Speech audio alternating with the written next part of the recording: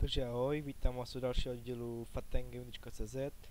Dneska si ukážem, jak admini dělají rezidenci, když jste admini, nebo když si dáte do singlu. Teda na to.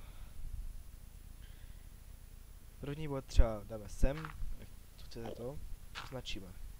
Teď se nám vlastně ukáže primární bod. Půjdete sem, třeba, jak to chcete, velký do toho čtvrté, dáte výšku.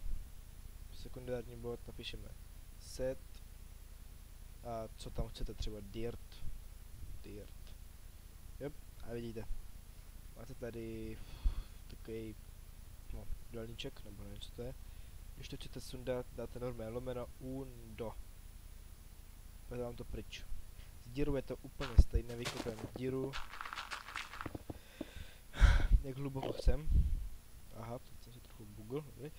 Jak hluboko jsem. Dál. Označíme další bod. Sekundární. Lomeno set 0 nebo air.